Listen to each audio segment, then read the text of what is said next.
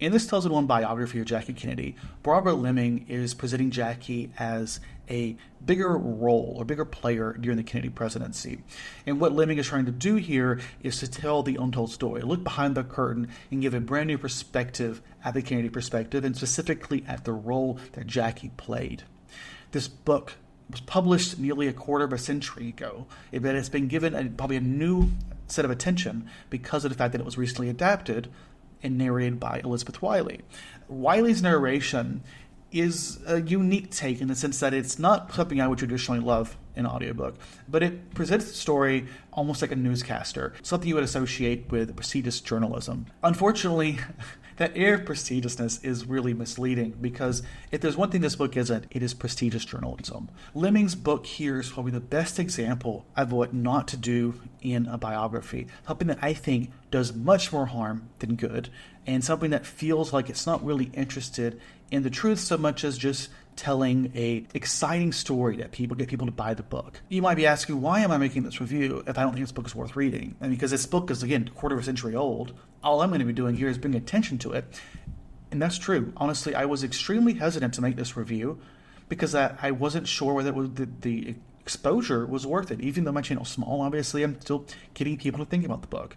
But the reason I want to make this review is twofold. One, if there's anyone who happens to be looking for a Jackie Kennedy book and finds information about this one, I want to make sure that I justify why I think you should look for other ones. And I will talk about one specifically that I plan on reading after this. But two, I want to explore what it is that makes a good biography and the role of a good biographer and their responsibility, I think, to tell a story that is grounded in truth and does not spread misinformation. That's what I'm trying to present here in this review. If that sounds like something that would interest you, please stick around. Obviously, I don't think you should read the book, but I have a lot more to say than just that.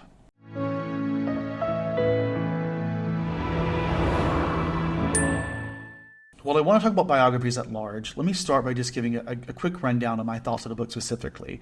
I love audiobook narrations, and what I'd love to see is older books being given a modern adaptation. It sucks to see a bad book like this being uplifted. The first thing I want to talk about is the misogyny. This book, while written about 40 years after the actual Kennedy presidency, is still fairly old. And I think the misogynistic perspective of our author is still very there. It's sad because you might think a more modern perspective should be able to overcome that, but that is not the case. This book, first off, is rather quite offensive towards Jackie Kennedy. And don't get me wrong, I'm not opposed to being critical towards people in history, especially if they have it coming. My problem is the framing of this book on a fundamental level. The book is supposed to be looking at Jackie's role in the presidency and the ways in which she played a critical part. But whenever we see her role being discussed, whenever Leaming seems to have something positive to say, something that seems to be highlighting Jackie's strength, it's coded in traditional gender roles in a way that really feels just demeaning more than it is actually complimentary. When we talk about Jackie and the things she does, the story centers on two things: her emotional turmoil around her husband's infidelity and how that wrecks her, and how she manages to keep herself composed in important moments. And it's just such a level of condescension to make the centerpiece of Jackie's strength and abilities her ability to just maintain composure. When I talk about her ability to hold composure, it's not just composure. It's just this lens of her success being defined by her ability to be a mother or a wife. It's this very limited and extremely antiquated idea of what a woman should be. And Leaming leans into that so strongly, where the mere fact that she's able to just exist on a basic level is somehow considered a success. And while obviously, yes, she's able to put up with a lot of shit, but I don't think it really gives any real respect to the fact that I'm sure she did more than just be a mother and a wife. And this book doesn't really do much to expose much about her background in that sense. Every time she does something of worth, it is fixated around the actions of her husband. At the beginning of the entire story, Leaming says outright nobody would give a shit about Jackie Kennedy if she wasn't married to John F. Kennedy.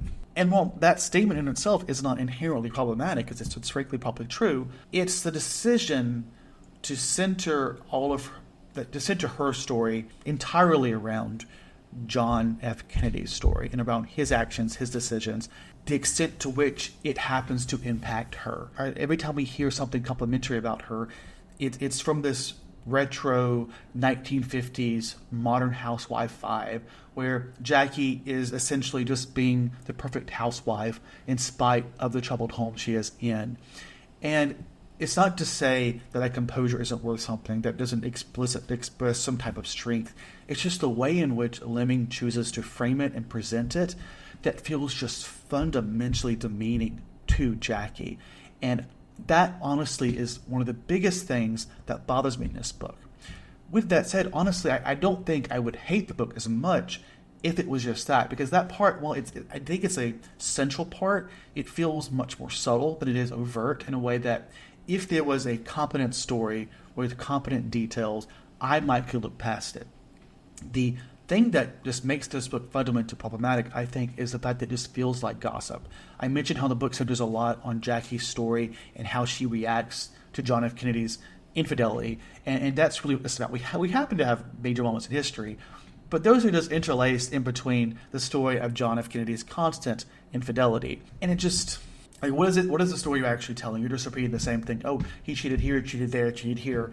And it's just at some point, it just gets repetitive, and it's not really adding depth. She tries to add depth in the sense that the depth comes from the inferred characterization that she gives. I mentioned early on in this review, the book is very compelling, and it is. Leaming has a very well-written book here that I was extremely engaged in, and it's this weird feeling to know that I hate what she's saying, but damn, she's saying it in a compelling way. And I want to be clear that it's not a reason you should read this book. The reason it feels compelling is because she is taking so much liberty in telling the story, where in every scene, in every moment, understanding Jackie's reactions, understanding John F. Kennedy's actual motivations, there's so much things that just feels like gossip. Now, I understand she probably has a lot of research here. My understanding, a lot of it actually came from just a couple interviews of close sources. But the level of detail, level of inference that she gives to these characters feels omniscient. I feel like I'm reading a traditional fiction book where the author has a complete insight into the mind of the character. In short of talking to these characters, there's no way she could actually do that. And it's just this fundamental distrust that I cannot get away from of this book, where it is just rife with her just making assumptions. Assumptions that might be based off of some level of detail, but I just don't see the benefit. I'm not saying that John F. Kennedy's infidelities and his drug use and the things he did in the office aren't irrelevant. They honestly really are. But the way in which that story is framed, the way in which she chooses to present it, just feels extremely TMZ. It feels very much like we're just trying to tell a story that sounds exciting, something that has an overarching narrative where I can tie John and Jackie's actions back to their childhood and the way their parents acted, and that's the only level of reflection we actually have to worry about. I don't have to do any serious reporting. I can just use some Freudian bullshit psychology to make a compelling story that makes sense. That is where we get to the problem with this biography and the questions of what is the role of a good biographer. It's complicated because if this was adapted into a film, I might feel differently. I understand the need for a film to take some creative liberties, although I think there's also legitimate concerns to be raised about whether or not a film like that, which there are plenty of, do more harm than good. Because films like that, stories like these, they set a certain narrative into the larger mythos of these people. They reframe the mythos and they begin to define it. And at the end of the day, we're not talking about a biofilm. We're talking about a biography that presents itself like it's a biopic from an author who is not just being utterly demeaning and sexist towards our main character, but does so in a way that just feels like it just breaks fundamental rules of journalism. We are not really interested in the facts. You're interested in details, and the facts are neither here nor there because you can weave it all together naturally in a way that just makes sense in your head. And I can't get past that. I think it's a fundamental flaw of this story, and it's the reason why I honestly feel like it does do more harm than good. It really bothers me that this is the story some people are reading about Jackie Kennedy, because I don't feel like I've gained much. Sure, they cheated, which I already knew that, but what I feel like I read here was just 500 plus pages or whatever of just shallow readings of all of our characters involved. John F. Kennedy was a cheater. He was not satisfied with his wife. Jackie was emotionally distressed, but she managed to keep her shit together a lot of the time. And okay, that's just the same story. Every situation we hear, I told by repetition, that's just the same thing over and over again. Naturally, sometimes John would do something that she's like, oh, maybe now is the time that he stops cheating. There's the feeling of depth because there's that inferred characterization. But in reality, I learned very little about the presidency here. Very little about what was going on. And while it made for a compelling story, it was not a good book. There's a fine line between, there's good details, there's good writing, and then there's good details told in a compelling way. Some great examples of other books that I've read. I think the best one I can think of here as a comparison to this one would be The Matriarch by Susan Page, which is a biography of the First Lady, Barbara Bush, not Laura Bush. And this one particularly was really interesting because Barbara Bush was, one, much more influential figure than I realized, and I love the book for its ability to tell that story, but she was also extremely flawed. She was someone who pushed some feminist perspectives while simultaneously being raised in an environment that caused her to push against mainstream feminism in a way that was very harmful. And it was just really interesting to see that dichotomy exists and to see how we could tie that to what we understand about her history. And it's a story that felt very personal and still had deep reflection on the background of those characters and the actions they did, but in a way that had substance and had respect for our main character. Again, Laura Bush was very flawed. That book did not seem to be presenting an idea one way or the other. I think it identified with the ways in which we should respect her while simultaneously recognizing her flaws and trying to understand where they came from in a way that is fundamentally is based in the facts. Another book that I think might be a good example would be Julia Swig or something's Lady Bird Johnson, about Claudia Johnson. That was a book that was really informative, but not necessarily the most compelling for me, so it didn't work for me the best. But as a biography, I thought it did a really good job of centering the First Lady and understanding the role she played throughout the presidency. While it didn't work for me as well, it stands out as a perfect example of how to tell a compelling story, specifically one that recenters a marginalized perspective throughout history. Granted, these are very privileged women through history because they are first ladies, but still, America, society at large, likes to forget the role of women throughout history among other marginalized people. And that's why it's just so disappointing to see something like this book being uplifted.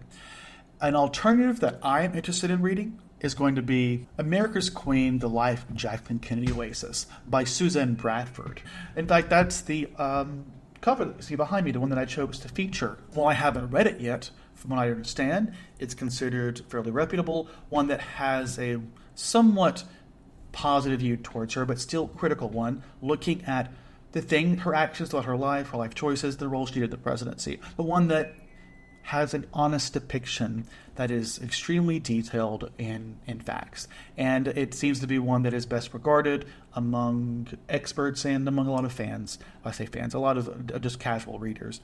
That is, of course, based off of just a low-level search that I did trying to find the best biographies I could find. Perhaps if I did that before requesting this one, which I should mention, this was a NetGalley audiobook ARC that was granted to me. I should have said that at the very beginning.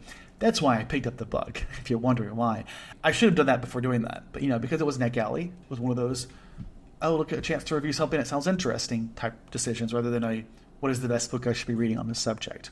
One thing this book did do, of course, was to get me to think about Jackie Kennedy in a new way, think about books I can read about her, but also reinvigorate my excitement about books about first ladies. I had read several already, and I wanted to read more, and I now have a TBR of First Lady books that I'm going to be reading. And ultimately, it did get me to think about the book, get me to think about what it is I like in a biography, what it is that makes a good biography. Hopefully, you all have enjoyed what I had to say or get something out of what I had to say. I know it's kind of over the place. I didn't make a script for this, which perhaps would have been made for a more coherent conversation. I've enjoyed making the video. I hope you've enjoyed watching it. Thank you so much for watching. I hope you have a great day and stay safe. Goodbye.